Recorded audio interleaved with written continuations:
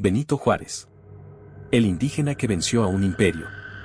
El presidente que defendió la república. El símbolo de la justicia y la ley.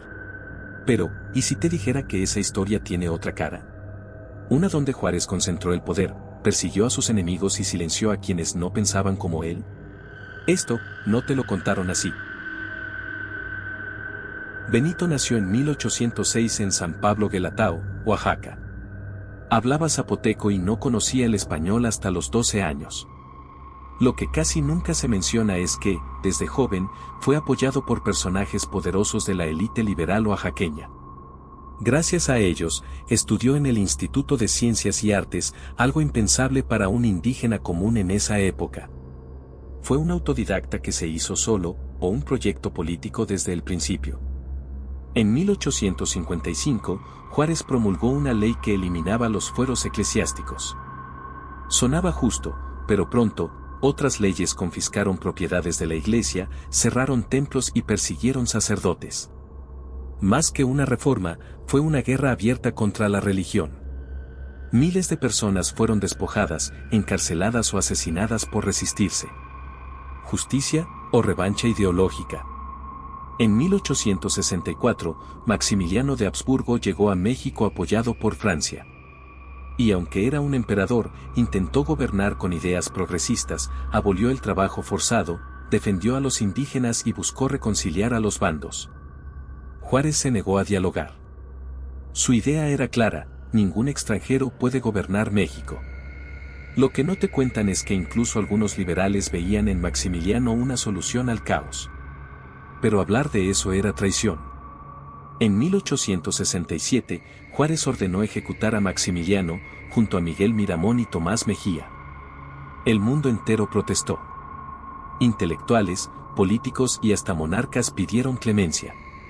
Pero Juárez fue inflexible.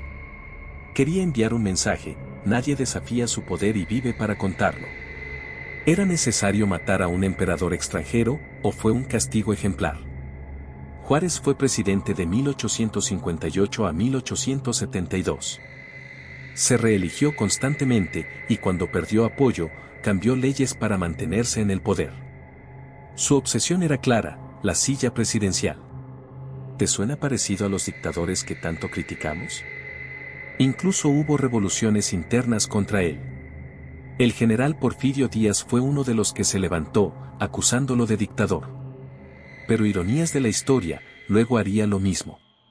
Durante su gobierno, la represión fue brutal. La prensa opositora era censurada. Los conservadores eran encarcelados o asesinados. Muchos pueblos fueron arrasados en nombre de la República. A Juárez no le tembló la mano para usar la ley como espada en lugar de escudo. ¿Fue un visionario, o un hombre que se convirtió en lo que juró destruir? Entonces, ¿por qué hay tantas escuelas, calles y estatuas con su nombre? Porque Juárez es un símbolo útil, un indígena que llegó al poder, un defensor de la República. Pero eso no lo hace intocable. La historia no se trata de héroes perfectos, sino de humanos con luces y sombras. Y muchas veces, nos vendieron solo la parte que conviene recordar. Pero, ¿qué pasó después de Juárez? Muchos creen que su muerte marcó el fin de una era. Sin embargo, lo que dejó fue una nación fragmentada, agotada por años de guerras internas, violencia política y crisis económica. Las tensiones entre liberales y conservadores seguían vivas, y el país estaba lejos de encontrar la estabilidad. Juárez murió en 1872, pero su legado no murió con él. Al contrario, comenzó la construcción del mito. Durante décadas, los gobiernos posteriores lo usaron como bandera.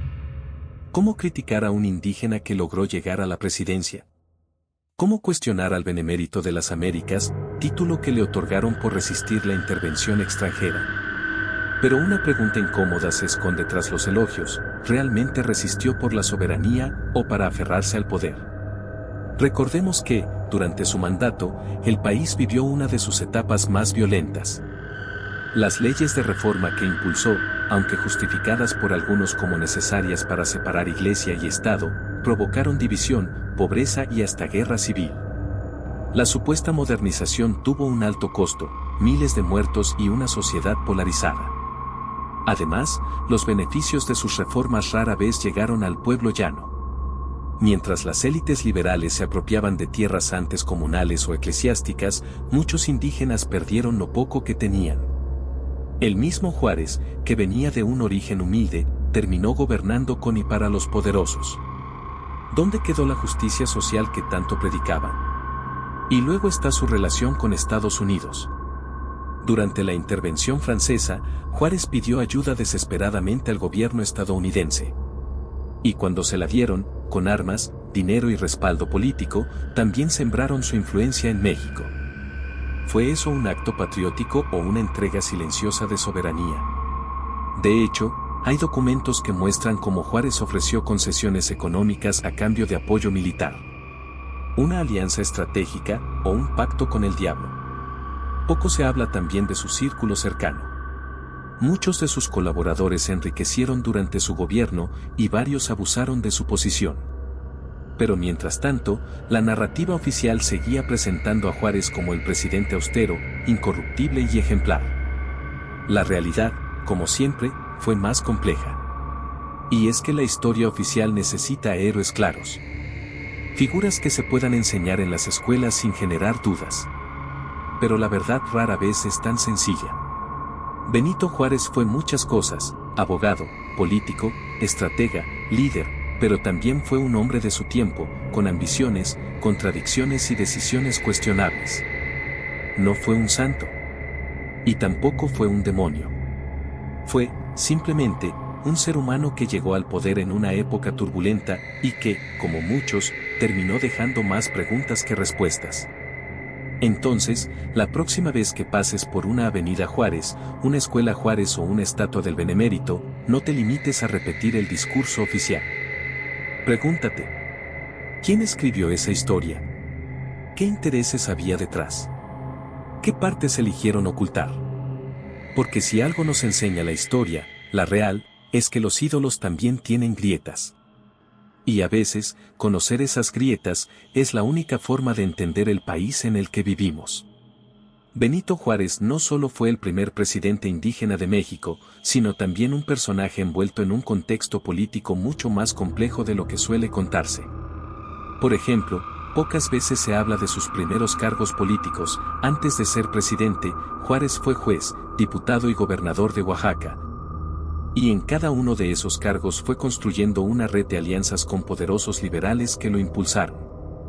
Además, su ascendencia zapoteca y su origen humilde fueron herramientas políticas que él supo usar para ganarse el apoyo popular y consolidar su imagen como un hombre del pueblo. Aunque detrás de ese discurso se encontraba un entramado de intereses de la élite liberal. En el plano internacional, su gobierno enfrentó la compleja diplomacia con potencias extranjeras.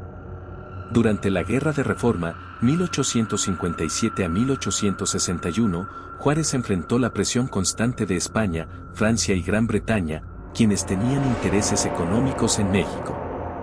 Fue precisamente la suspensión de pagos de la deuda externa la que provocó la intervención francesa que llevaría a Maximiliano al trono. Juárez buscó apoyo en Estados Unidos, que por entonces atravesaba su propia guerra civil, por lo que no pudo intervenir directamente hasta después. Esta situación retrasó la expulsión de los franceses y prolongó el conflicto interno mexicano. La famosa Ley Lerdo, impulsada durante su gobierno, buscaba desamortizar las tierras eclesiásticas y comunales.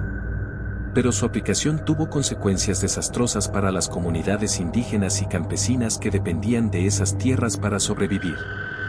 En lugar de una verdadera redistribución agraria,